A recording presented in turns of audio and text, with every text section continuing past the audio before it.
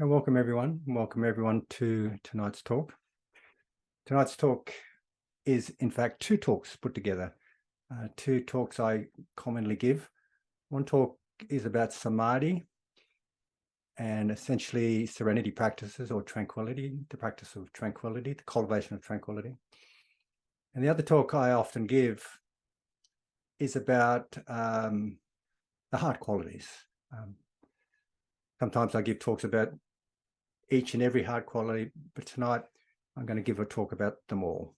And the heart qualities are metta or warm benevolence, karuna or compassion, mudita or appreciative joy or sympathetic joy sometimes it's called, or empathetic joy sometimes, and upekkha, meaning equanimity.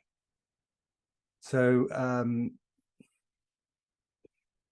I want to talk about the serenity first, samadhi first, because technically these four divine abodes are technically they're meditation practices that would fall into, I guess, the serenity category, the serenity category, because they have these features of a samadhi practice, and I'll clarify this as we move forward in the talk. So I remember we this morning we talked about calm and insight meditation, or sorry, I should say the calm and insight aspects of meditation, and we spoke about how the calm aspect of meditation provides the stillness and the clarity and silence for us to see clearly. The insight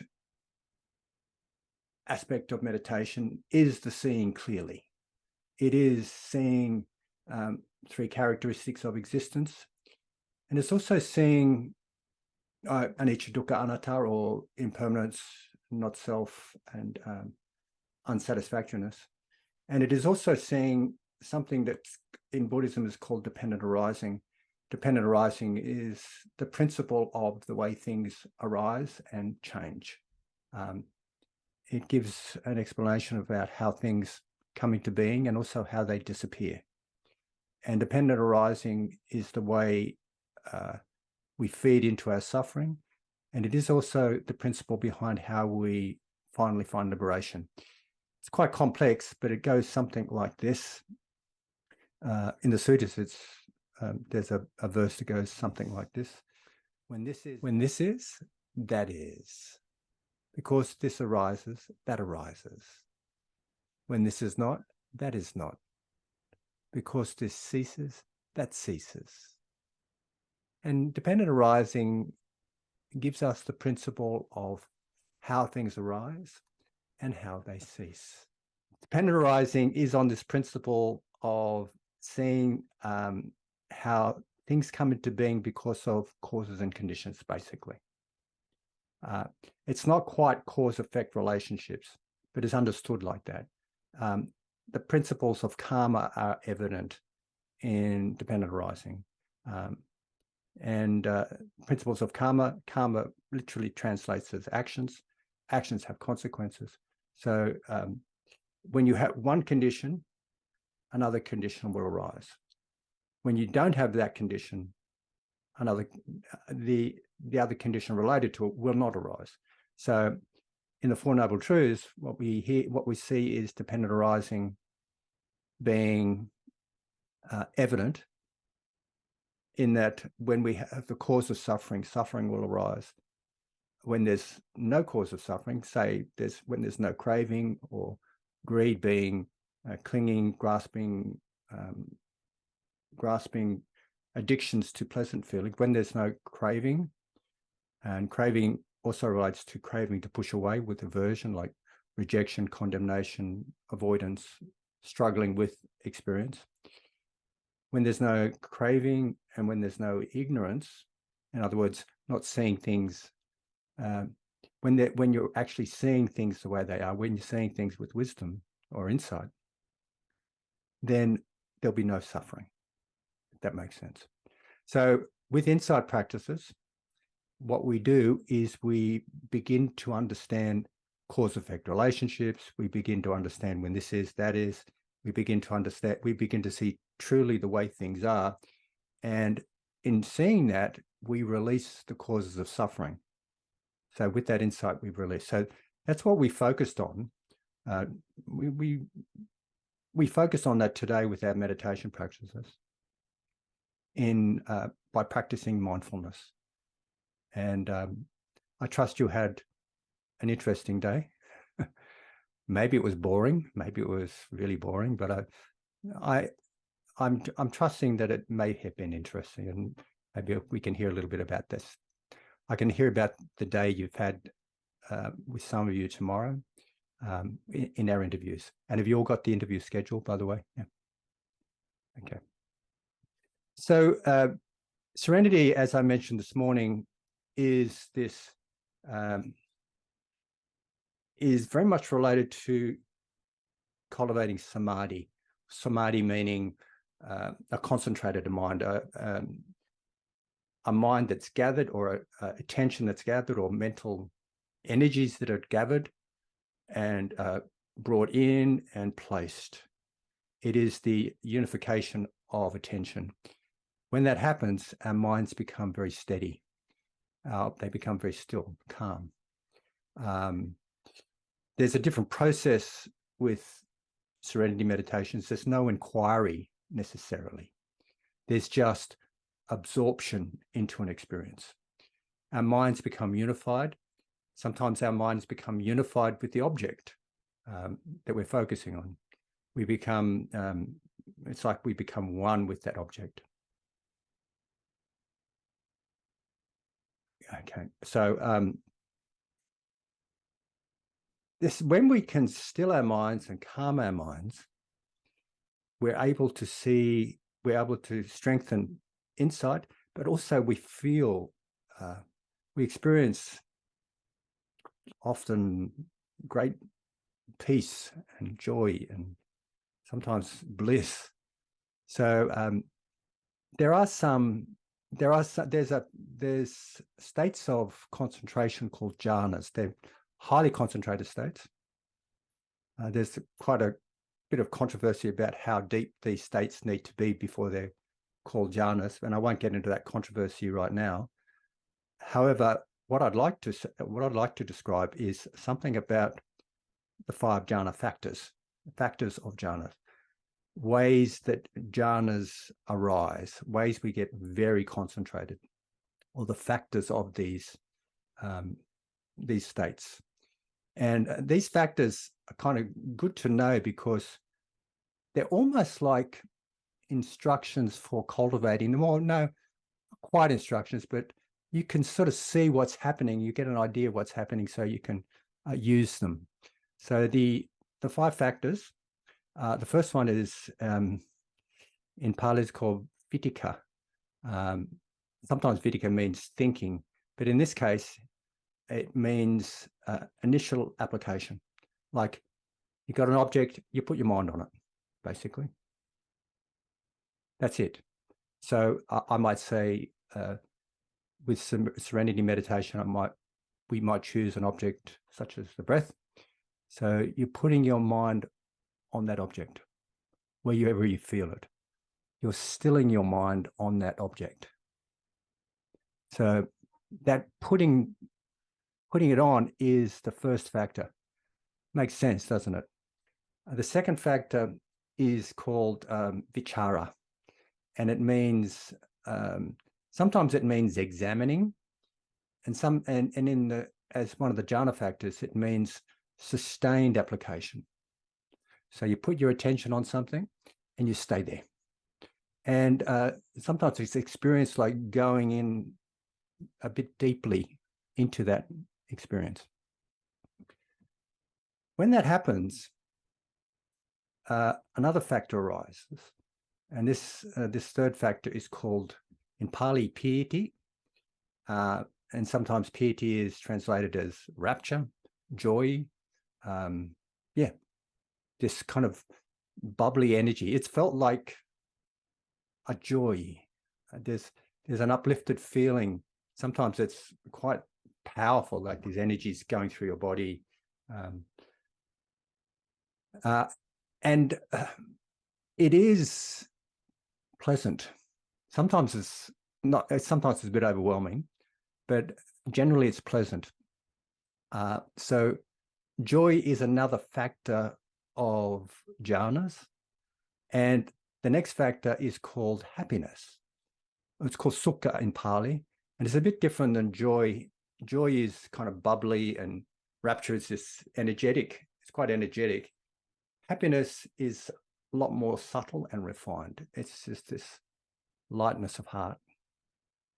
It's a kind of not quite contentment, but a lightness of heart. Then the last factor is called ekagata, which means unification, or sometimes it's described as one-pointedness, meaning, you know, the mind is like a laser focus, laser-like focus. But other times it's described as this collection of mental energy so that they're going in the one direction rather than being dispersed all over the place. So, and when we do that, our minds become, well, focused, of course, but we become absorbed into wherever we're putting our attention. It's like our minds are a fit tool to work for us. We have a lot of pliancy with our minds. We can get them to do what we want them to do because we can just be completely undistracted with whatever we're doing. So I'm just telling you these features of serenity because they tie in with the cultivation of the 4 Brahma Viharas. And by the way, this talk is not only about the 4 Brahma Viharas, or actually it's talking about the heart qualities, and there's various variations of these heart qualities as well. Some of the variations that I will talk about, I hope to talk about tonight, are something called innate goodness, or recognizing one's innate goodness, which I've only really sort of explored in the last, say, 6 months. And that's by doing some things with a teacher called Stephen Snyder. He's a Zen teacher, and he's introduced me to that. And it's really, really lovely, a lovely way of thinking about it. It is actually warm benevolence, but directed to oneself. And we'll talk about this a little bit later. Another variation of the heart qualities is forgiveness. And I'll talk about this a little bit later. And yet another variation is gratitude. So coming back to the serenity practices,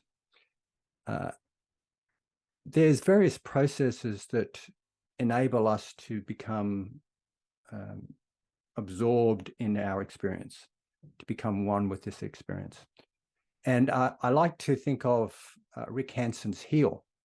Now, Rick Hanson is a neuropsychologist, a neuro and clinical psychologist. He calls me his friend, and I call him my friend. He's a really great guy, and he has a lot of tools and strategies to teach about waking up. And he often teaches about how we can shift our negative bias. We tend to, you may know what negative bias is. Negative bias is an evolutionary derived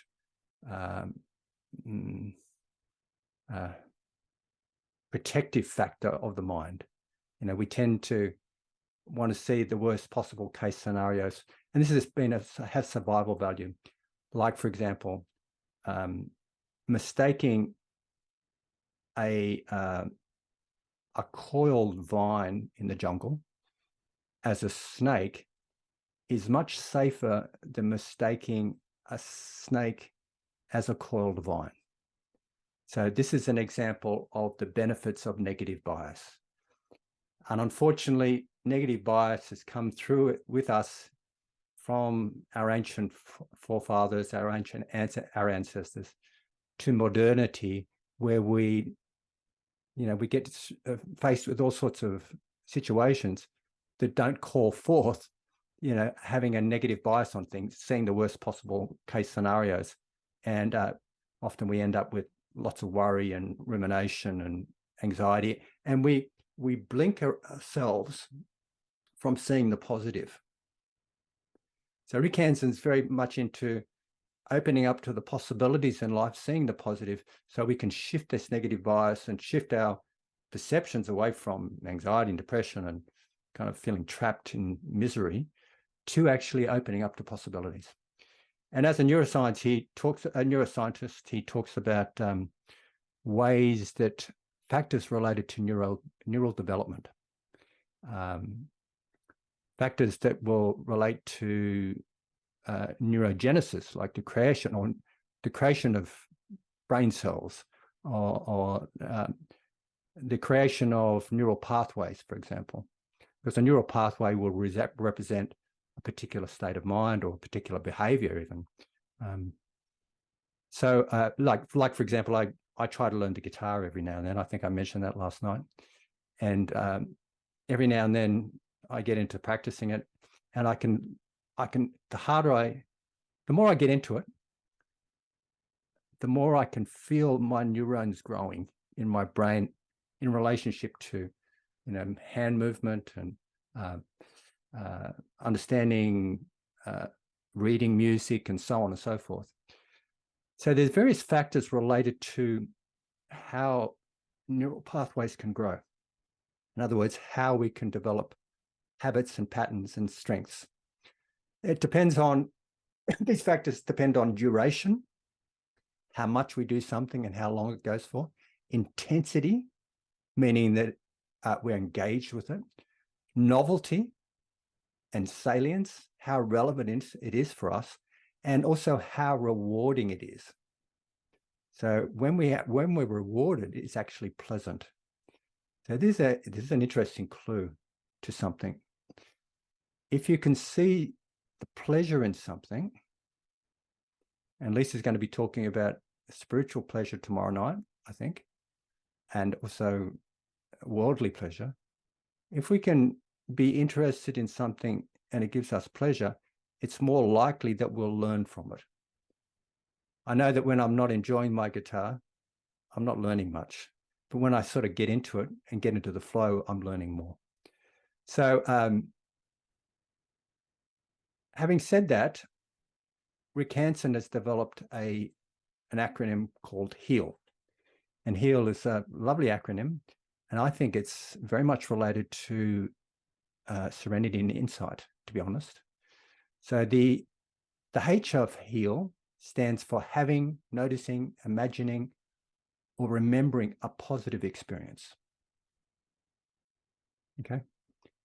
The E of HEAL stands for enriching this experience with words, feelings, reminders, perceptions, imagery, or imagination. It's making it strong.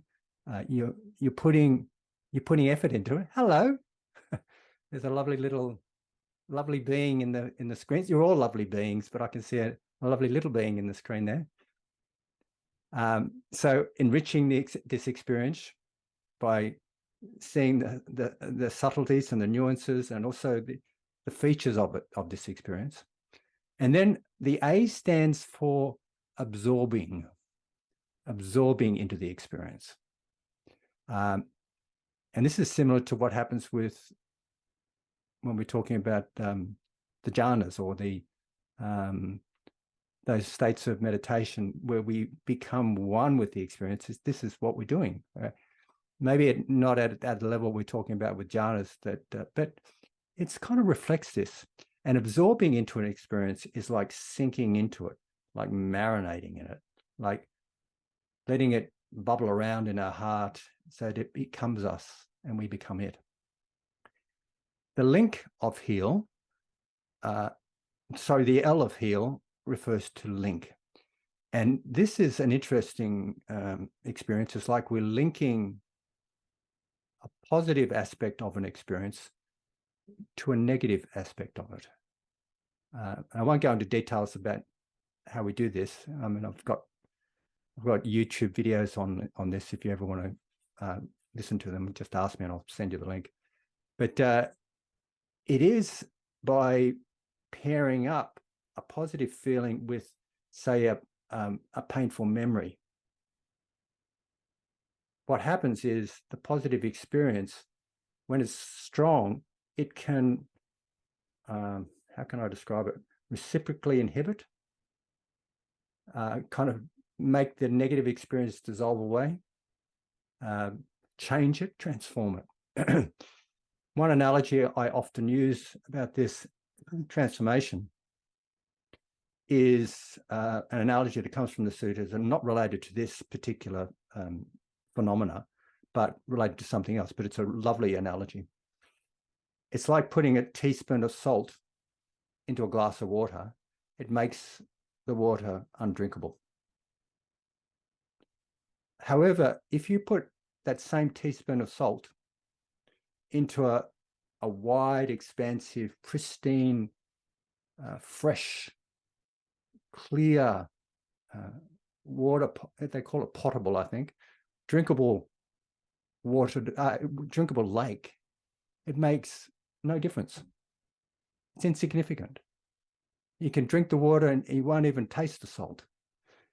It's like that. It's like when we can cultivate wholesome states of mind, wonderful, beautiful states of mind, when we have memories of traumas, or when we have issues of our personality that seem to be ingrained, when they're paired up with it, it simply dissolves them away and makes them irrelevant.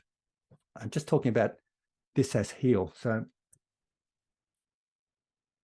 this heal is a good thing to remember when we're cultivating samadhi, and also when we're cultivating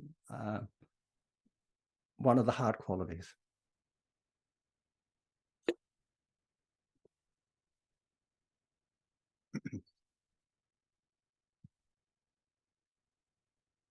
So there's yet another, well, actually, I'll leave it at that. And then I want to talk now about the heart qualities. So in Theravada Buddhism and also in Tibetan Mahayana Buddhism, there are specific practices that cultivate 4 qualities. And these qualities are called, in Theravada Buddhism, they're called the boundless divine abodes. And in Mahayana Buddhism, they're called the immeasurable states. And they're also called the sublime states. I call them the heart qualities. I think other people might call them that as well.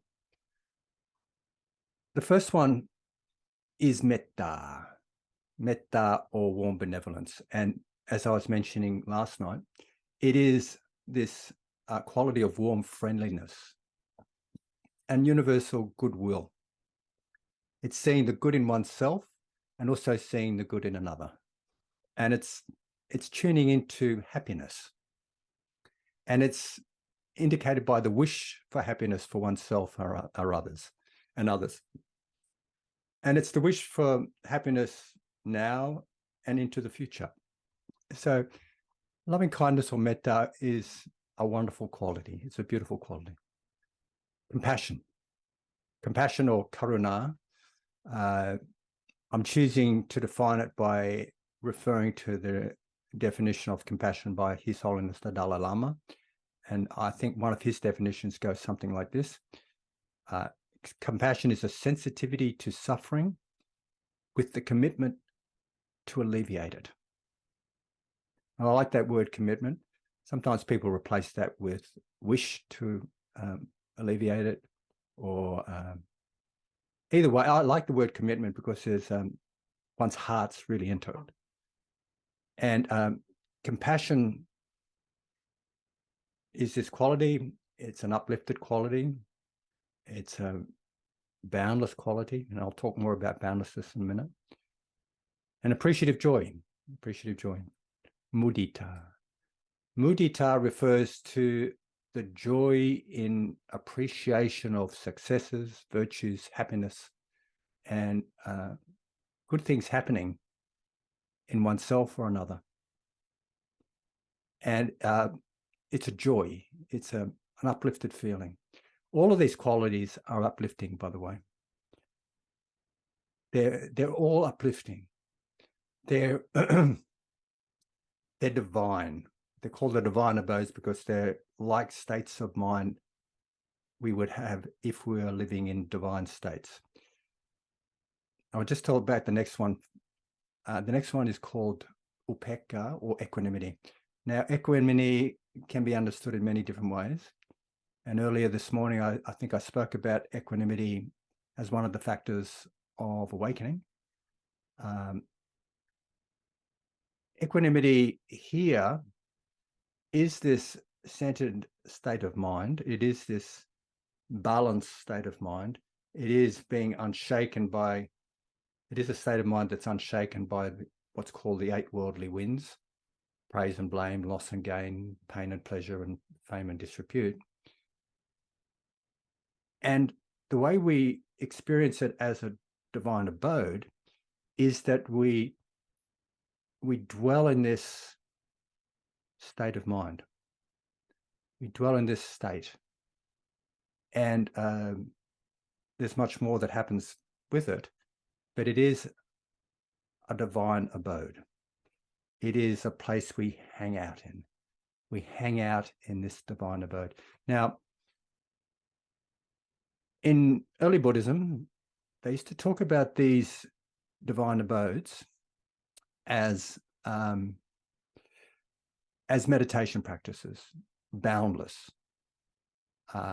And they used to be cultivated as a state of concentration, essentially. So boundlessness here means boundless in the sense that barriers between self and others dissolve, like barriers that distinguish between me and you, barriers that restrain us from connecting to others, or the barriers that cut off our connection to others dissolve, but also boundless in the sense of an expanded state of mind, like spatially expanded. Even though in mind, in the material world, we can think of space and we can measure space, I guess, like distance. But in the mental realm, it's not measurable. It's immeasurable. But so when we think of boundlessness, it is this expanded state of consciousness that is infinite, just completely filling the space of our mind. So these states of mind are ways of stepping into something called boundlessness. In Pali, it's called appamana. Appamana means this boundless state. And these states are called divine because they are the states that awakened beings abide in. The really wonderful thing about cultivating these states is not only are they awakened states of being, they're like awakening. They're not complete awakening, but when we abide in them, it's like we are awake. We have temporary awakenings, and we relate to ourselves and others as if we are awake, free from greed, ignorance, and hatred. Now, the wonderful thing about these 4 heart qualities is that when we cultivate them, it's a portal into a pretty divine, pleasant, and uplifting states of mind. And they also heal relationships. Even at a very mundane level, they heal relationships. They heal ruptures that we may have in our relating to ourselves and others. They're healing. They're wonderfully healing. So these heart qualities, look, I'll talk about the other related ones as well. Innate goodness, this is, I think, is a variation of metta. But the way I heard about it is through understanding, having access to the unconditioned, the awakened states, the absolute, for example. And it's a sense of seeing our innate goodness, not dependent on conditions, not dependent on someone praising us, not dependent on someone liking us, not dependent on us doing good deeds or anything. It's just our innate quality that arises from the connection with the absolute. It's like cutting through all our conditioning and our stories and our histories and going to the ground of our being and recognizing this. What's interesting is that when we can see it in another, see another's innate goodness, we can start to see it in ourselves, and vice versa. When we see it in ourselves, we naturally start to see it in another. And I noticed a beautiful little boy come up on Julianne's screen, and one way that I stimulate my recognition of my own innate goodness is by thinking of my grandchildren. I've got 6 grandchildren, 6 grandchildren. I've got some little ones and bigger ones. And all I have to do is think about their joyous smiles and laughter and the shrills of their laughter. And I see how innocent they are, how pure they are, how I know they can be naughty sometimes, but I can see their innate goodness. And when I see that, I reflect it back onto myself, and I can see it in my own heart, my innate goodness. And that's super healing. It's wonderfully healing. And we'll probably do an innate goodness meditation either tonight or tomorrow, more than likely. Gratitude is very similar to appreciative joy. In fact, sometimes I call it appreciative joy. But for me, the tone is a little bit different than appreciative joy. With gratitude, there's a kind of, I don't know what, like I still feel joy, but it's a different sort of joy. It's obviously it's a thankfulness. It's not a joy in sympathy, as appreciative joy is often, but it's a joy of, it's a movement in my heart, and often brings me to tears. And it's something that it's like a tone that relates to, I don't know. I think you have to, I'll talk about something else in a minute. I'll talk about how we can relate the 4 heart qualities to the sun and the moon. And maybe I can explain the difference between gratitude and appreciative joy as I experience, and by relating to something about the sun and the moon. But that's another aspect of these qualities. And another aspect that is related to all this is forgiveness. And forgiveness, I know that sometimes forgiveness gets a bad rap in the West because it's often related to some religious traditions that may have been not so helpful for us at the time.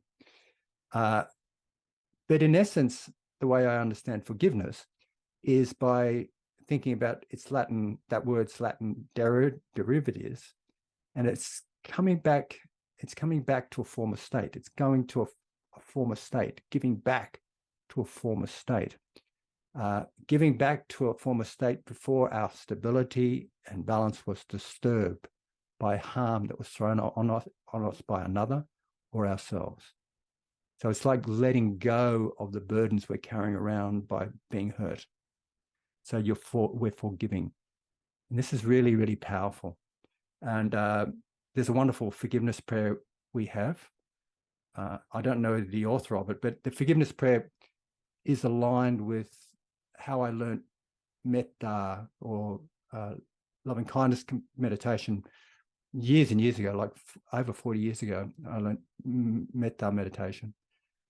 And then when I learned it, it was preceded by a forgiveness to ourselves, forgiveness to others. and forgiveness in general, where it gives rise to a kind of a clean state, a clean slate, so to speak, and we can have warm benevolence arise in our heart. So now coming back to these 4 heart qualities as relationship factors, they have what we call near and far enemies. A near enemy, well, a far enemy is a quality that looks like, that is the direct opposite of these qualities. A far enemy of loving kindness, for example, the far enemies of loving kindness or warm benevolence are bitterness, resentment, hatred, pushing away, aversion, and so on. The near enemies of this quality, however, are what looks like them, but are in fact false representations. A near enemy of warm benevolence is conditional and dependent attachment. Conditional love, not this kind of genuine, open giving. It's a love that's dependent on whether someone's performing in the ways you want them to perform, or looking the way you want them to look, or doing the sorts of behaviors you want them to behave, the way you want to behave. And it's not an unconditional love. It looks like it, but it's not it. It includes possessive adoration and subservience. Compassion has near and far enemies as well. The far enemies obviously are masochism, sadism, cruelty, and vengefulness. This is the opposite of true compassion. The near enemies of compassion, and this is something we need to be careful of, many of us are maybe health workers, it is this, it includes a sense of unnecessary rescuing, patronizing pity, and compassion fatigue. It's also a near enemy of compassion is also the reactive rejection and condemnation of emotional pain. Do you notice sometimes when someone's upset, someone will rush in and try to save them, but as it doesn't take long being a therapist to realize that the best way of dealing with people's suffering is not to rush in and save them, but to give them the opportunity and the circumstances to help them hold that suffering so it can be transformed. Like being with them, being empathetic with compassion. Empathy doesn't necessarily mean compassion all the time, sometimes. So appreciative joy has near and far enemies. Appreciative joy, the far enemies of appreciative joy are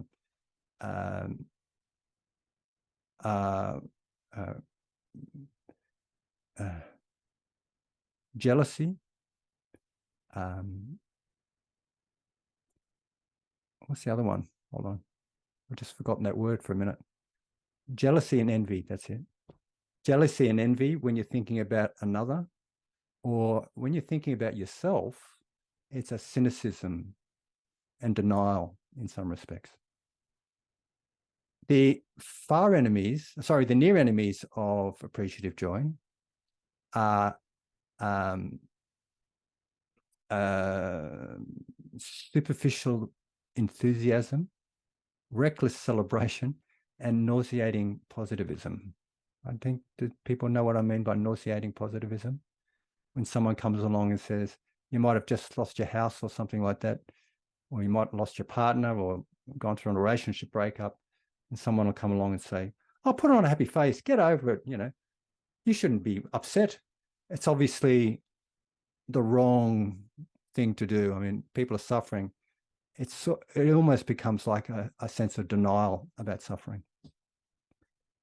The near and far enemies of equanimity the far enemy of equanimity, of course, is overreactivity, being caught up in the 8 worldly winds, the ones, praise and blame, loss and gain, pain and pleasure, and fame and disrepute, being totally engaged and caught up with that. Confusion about relationship boundaries. And I'll just clarify this. With equanimity, what we understand is that everyone is on their own life trajectories. And people are the way they are because of a number of causes and conditions coming together, including their decisions and actions they do based on those decisions. We can't go in there and change their life trajectories. People need to be responsible for their own thoughts, feelings, and behaviors. And as I'm quoting Paul Gilbert here, when people are suffering from past trauma, for example, that suffering may not be their fault, but it has to be their responsibility because nobody else can do it. Nobody else can heal them. So this is an understanding of equanimity. And what happens when there's, with the far enemies of equanimity, we forget that. We feel like we're affected by other people. We feel blamed we feel responsible for their feelings, for example. Or we feel that we need to go in and save them, and we can do it, but we can't. The best we can do is just be with these people and allow them to heal themselves. And I saw one child there on the screen, and I have 3 sons. My eldest is 41, the next one's 39, and the next one's 34. Hence, they've all got kids, and that's how come I've got so many grandkids. And I remember when my eldest son was only 4, and his mother had gone away for a couple of weeks, and I was going to take him to a day school because I was going to run a workshop in something, and I had to cancel the workshop because he had conjunctivitis. I had to stay home with him. I couldn't send him anywhere. So we just went down. I was living close to a river at the time. We went down to the pizza shop, and he was really kind of miserable, sneezing and all the rest of it, coughing and eyes sore. And we bought a pizza, and I really wanted him to heal, but I couldn't do it. He had to heal from his own healing processes. And in fact, so we just had a pizza. And in fact, that was really wonderful because I could see he was just delighted to be with Dad, having a pizza. It was kind of a day off and being with Dad. It was great. So I hope I'm helping you understand these, the far enemies of equanimity. The near enemies of equanimity, and this is really interesting. Far enemies, the near enemies, if I can remind you, are looking like these particular qualities, but they are false representations. And I think some Buddhists may be subject to this.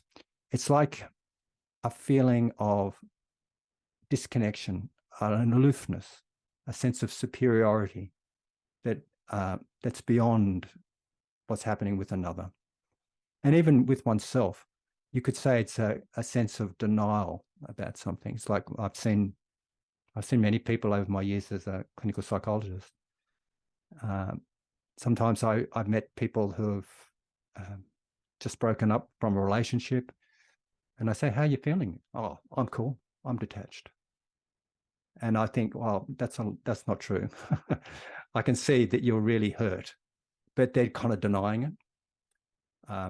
So a near enemy of equanimity is this flat, disconnected, disinterested, aloof superiority and disconnection. Because true equanimity is actually connected. So the way we heal these qualities, way we heal these near and far enemies, if we want to heal the far enemies, what we do is we cultivate that quality that they're the far enemy of.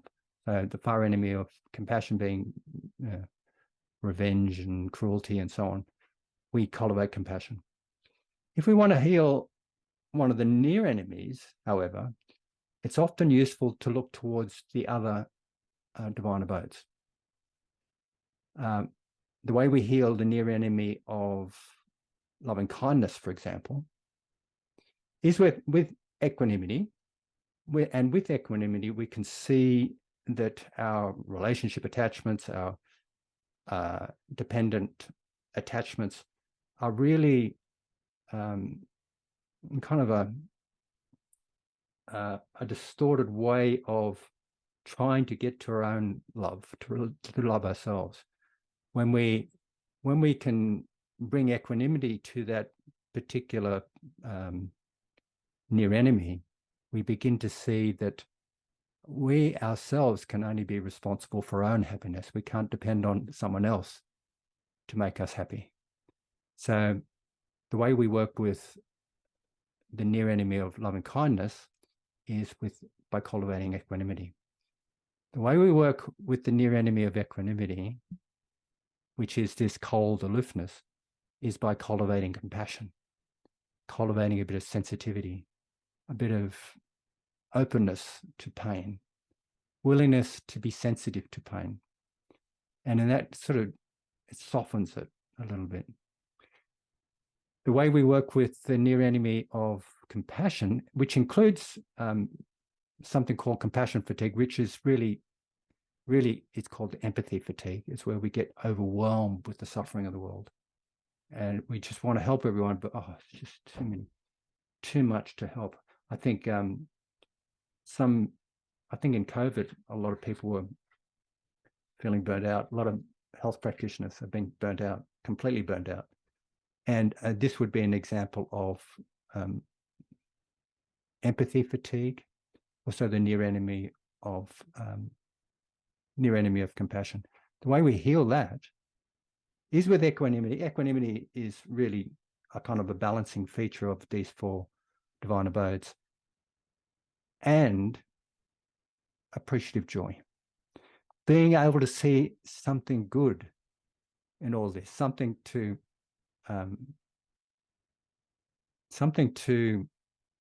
admire, something that brings joy. I think of some circumstances where people have had really difficult times, and we're just bombarded with bad news stories. And sometimes something really beautiful comes from that. Somebody might stand up and sing a song or play some music or do a performance in the middle of tragedy, or in the middle of, not tragedy, but in the middle of disasters, for example. And that helps us balance our perspective on things.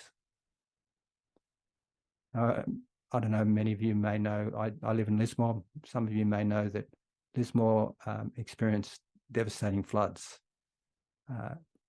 about in February and March.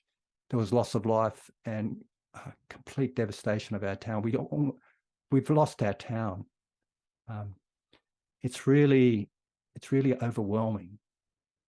At the same time, something wonderful that came from that is the amount of kindness and generosity given from people. We had, thousands of homes lost. People were abandoned on the top of their roof. They were stranded on the top of their roofs, waiting for people. Some people died in their houses because of the floodwaters rose so quickly they had no escape. And there were hundreds of people from all over the place bought boats to paddle out through dangerous floodwaters to save these people. And I did some work at the evacuation center. I'm on a hill, so I survived. My house survived.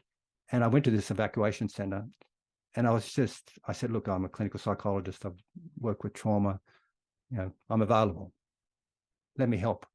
And so a lot of the people knew me there already. So I mean, the mental health team was knowing me, and they were quite grateful that I was there. So I kind of wandered around to talk to people. I came across one man, and I just sat down and talked to him, and he'd lost everything except his dog. He managed to save his dog, and I think he had his car as well. Managed to drive out, grabbed the dog and drove out. And he started to weep, and he was weeping, and I thought, oh gee, it must be so tough, losing all those possessions. And I was having compassion with him. And then he said, no, I'm not crying because of the loss. I'm crying because of the goodness of people, the generosity and the kindness that I've experienced. People have given me so much. So that's an example of, I would say that's an example of gratitude, which is like appreciative joy. And it's one way to heal from that, the near enemy of compassion, when we get overwhelmed with seeing difficulty. And how do we deal with the near enemy of appreciative joy, being that kind of nauseating positivism? Well, I think we deal with that by recognizing it, and also recognizing it, and also having warm benevolence towards it. Oh, hello. There's a lovely little boy there. Hello. Hello. Do you notice your heart? That you can see that it's so easy to see innate goodness in little children.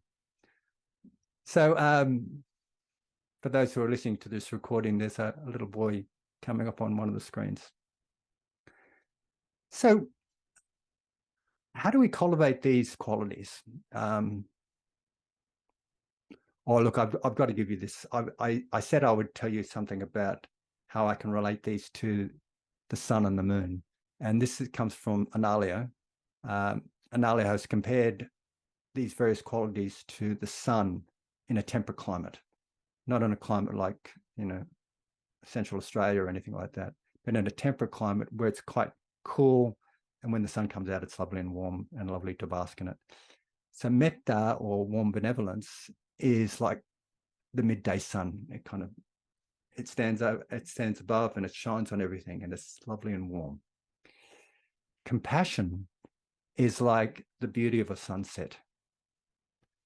It's something's going, and it's tinged with a kind of a red color, a sad color perhaps, but it's still something quite beautiful about it. Mudita, or appreciative joy, is like the sun rising. The sun rising, when we have the rising sun, and you see the rays coming through the mist, perhaps, or coming through the little dew on the leaves of a tree, or it's so beautiful, and the birds are singing. It's this uplifted feeling.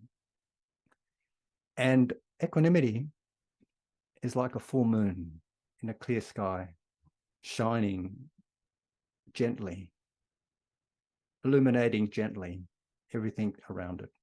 I really like those analogies. It's lovely. So how do we cultivate these qualities? Well, many ways. We can use our imagination. We can use our memory. We can use reminders. And there's something that I use. What I do is I, first of all, sort of sift through my experiences. And when I experience compassion, for example, I take note of it. I would have had compassion somewhere along the lines. And we all have compassion in our hearts. So we all have it. If we're thinking about Rick Hanson's heal analogy, we all have it. Then we can enrich it. And we enrich it by noticing how it arises, when it arises. And we can sometimes stimulate it from arising by being reminded of something. Like I can think of the little boy that came on that screen for warm benevolence, for example. And I'll notice my heart respond. In that response, I note that and I enrich that response, and I make that like a sign of that particular experience. Then I nourish that sign. I bring my attention to it gently, or just rest my awareness in that sign. Just rest my awareness there. Let it still. Let it be still. I just remember to come back to it. Remember those 5 jhanic factors I talked about. Initial application, sustained application. I'm just staying there. And from that, something grows. It starts to happen in and of itself. It's like you're putting aside the ego, you're just being there, and you're becoming absorbed into this experience, and it becomes absorbing.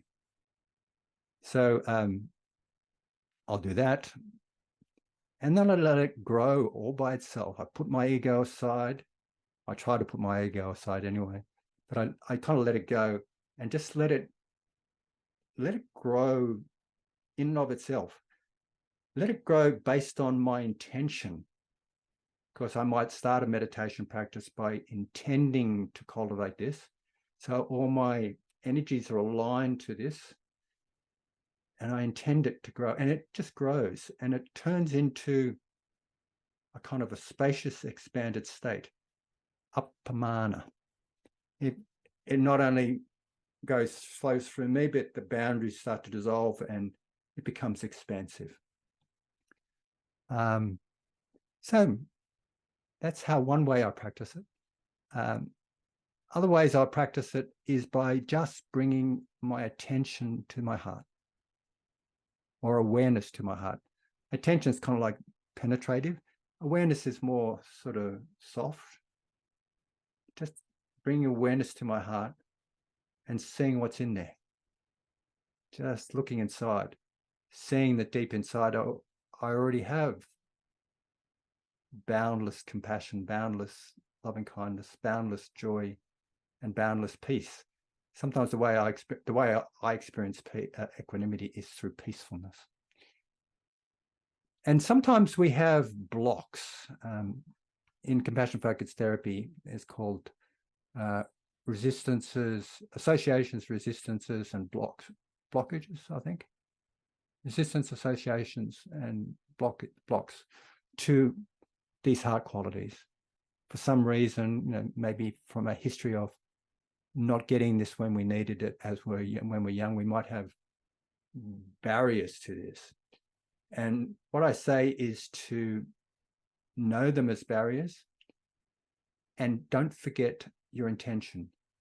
Be kind and trusting. Allow the process to heal itself, so that you don't try to get rid of the barriers. Like, you might feel these barriers like a pain somewhere, or a literal a sense of being cut off from these experiences.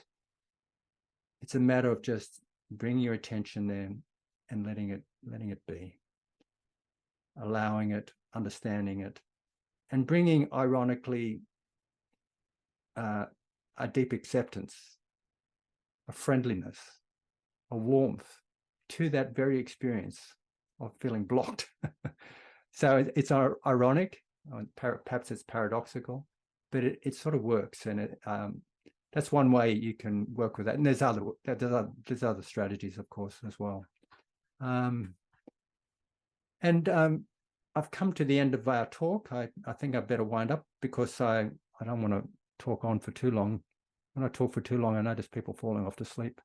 I think, oh God, they must be really bored now. So I want to finish it by mentioning a Buddhist forgiveness prayer. I mentioned forgiveness before, so I'm going to mention it now. And this prayer, I don't know who wrote this specific prayer, but it is what I learned 48 years ago when I first encountered loving kindness meditation, or metta. And this prayer, this pattern, or what's said in this prayer, we would say to ourselves as a way of clearing our hearts, a way of letting go of resentments and bitterness, letting go of the burden that we might be carrying around from harm done to us, and allowing us to be open our hearts to what we call love, I suppose. I mean, on benevolence, compassion, appreciative joy, and equanimity. So it goes like this. And I'll ask Lisa to read this again in a little while. If I've harmed anyone in any way, either knowingly or unknowingly, through my own confusions, I ask their forgiveness. If anyone has harmed me in any way, either knowingly or unknowingly, through their own confusions, I forgive them. And if there is a situation I'm not yet ready to forgive, I forgive myself for that. For all the ways that I harm myself, negate, doubt, belittle myself, judge, or be unkind to myself through my own confusions, I forgive myself. So thank you. Thank you for your attention. And let's sit quietly for a few moments.